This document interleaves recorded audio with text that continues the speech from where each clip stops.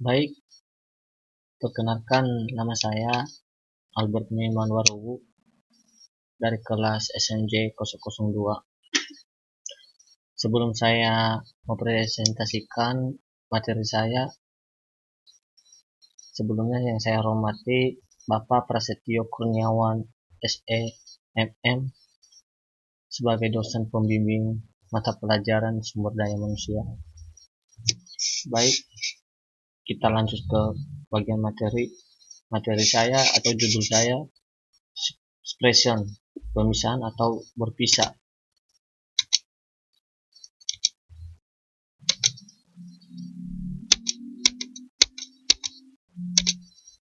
Materi pembahasannya yang pertama adalah pengertian.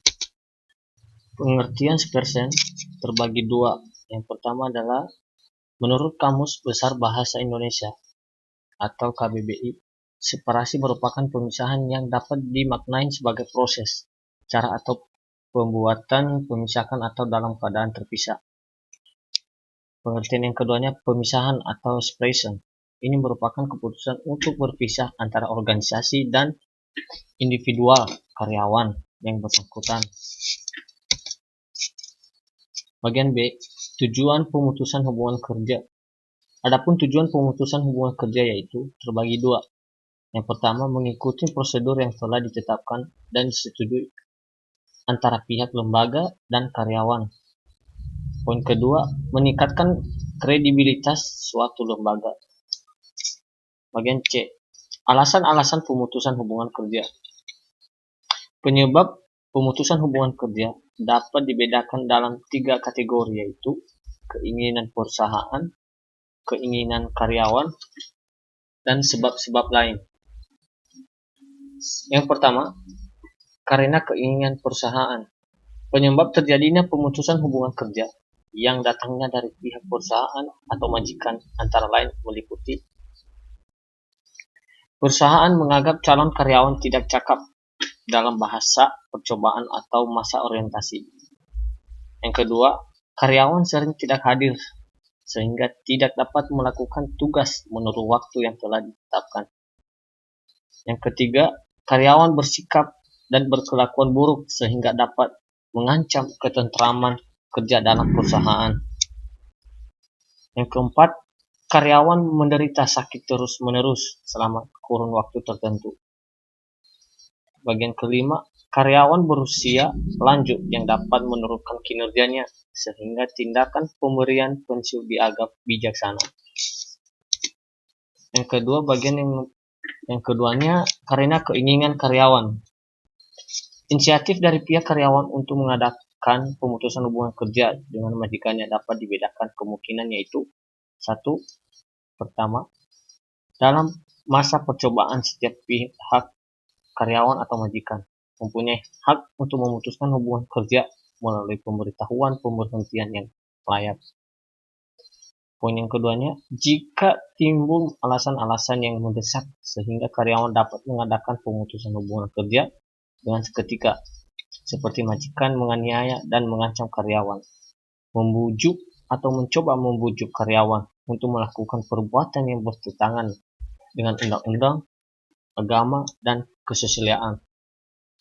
Tidak perbuatan yang bertentangan dengan undang-undang yang membayar upah atau gaji seperti dijanjikan, memerintahkan karyawan bekerja pada majikan lain sedangkan sifat hubungan kerja tidak mengharuskannya, dan jikalau karyawan itu mampu bekerja karena sakit di luar kesalahannya.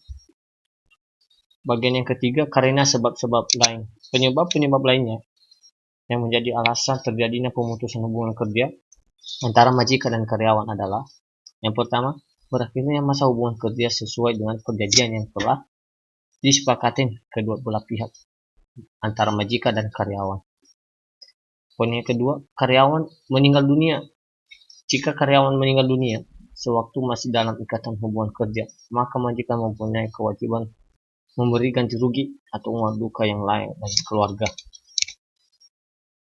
Dalam praktiknya, pemisahan terbagi atas beberapa jenis, yaitu sebagai berikut: pensiun atau retirement, pemberhentian atau layoff, pemecatan atau diskresi, dan penempatan di luar outplacement. Kita bahas yang pertama, satu pensiun atau retirement. Pemisahan dapat terjadi hal-hal yang terjadi secara alami, misalnya karena pekerjaan memasuki masa pensiun, mengalami kematian, atau habis masa kontrak kerjanya. Pemisahan jenis ini termasuk dalam trial dan merupakan yang paling mudah dalam mengurangi karyawan. Karena ini merupakan proses yang lama. Masa pensiun merupakan masa di mana Anda berhenti bekerja saat memasuki usia atau kondisi tertentu. Yang kedua, pemberhentian atau layoff. Dalam sistem perusahaan bebas, cukup banyak kejadian di mana seorang karyawan yang memenuhi syarat yang akan dibebaskan dari pekerjaan atau diberhentikan karena organisasi itu tidak lagi memerlukan jasanya. Pemberhentian dapat bersifat sementara karena perusahaan sedang menyesuaikan diri dengan variasi permintaan pasar terhadap produk, atau bersifat permanen karena perusahaan menutup usahanya atau pindah ke tempat yang jauh. Yang ketiga, pemecatan atau dispergi merupakan metode pemisahan yang paling tidak menyenangkan. Karyawan yang dipecat pada dasarnya dianggap tidak memuaskan, dipandang dari segi presentasi dan atau sikap. Yang keempat, penempatan di luar atau outplacement.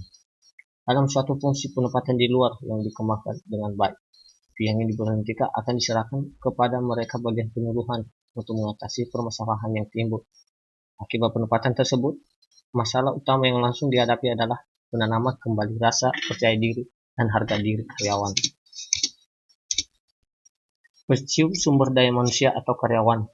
Pensiun adalah pemberhentian karyawan atas keinginan perusahaan, undang-undang, ataupun keinginan karyawan sendiri. Keinginan perusahaan pensiunkan karyawan karena produktivitas kerjanya rendah sebagai akibat usia lanjut, cacat fisik, kecelakaan dalam melaksanakan pekerjaannya, dan sebagainya. Konsekuensi pemutusan hubungan kerja.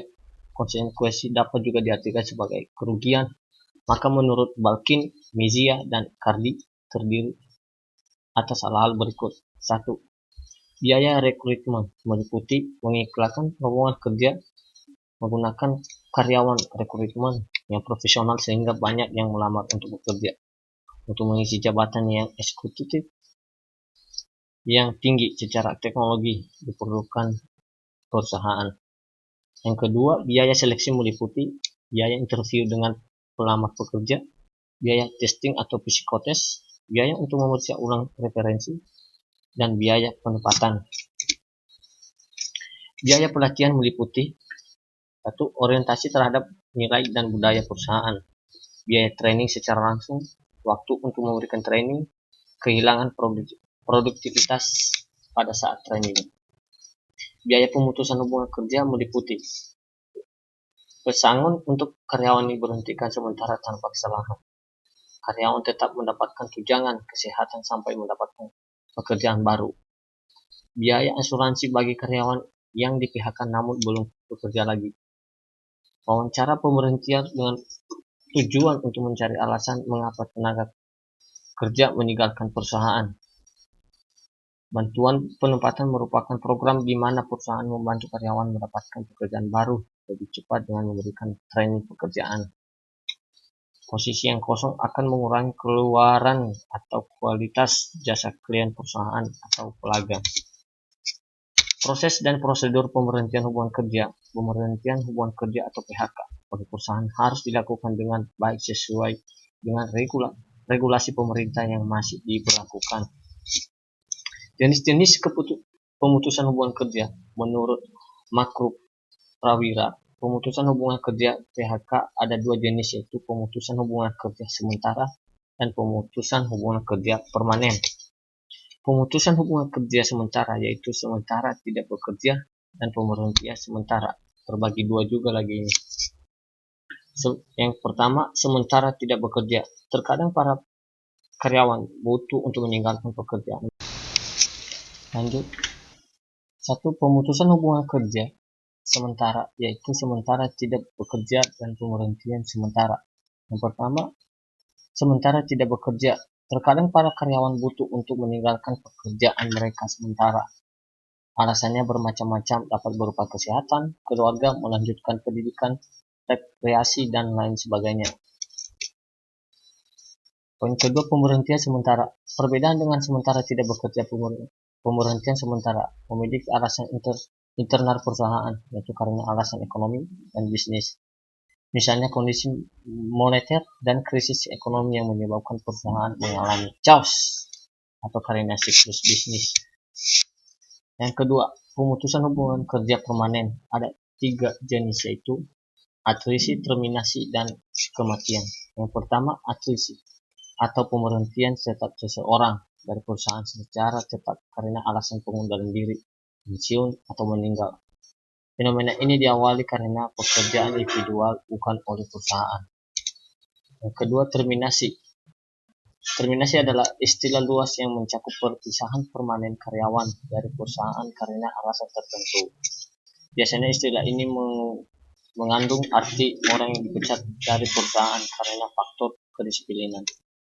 Yang ketiga, kematian dalam pengertian pada karyawan usia muda, berarti kehilangan bagi perusahaan karena terkait dengan investasi yang dikeluarkan dalam bentuk penarikan tenaga kerja, seleksi, orientasi, dan pelatihan.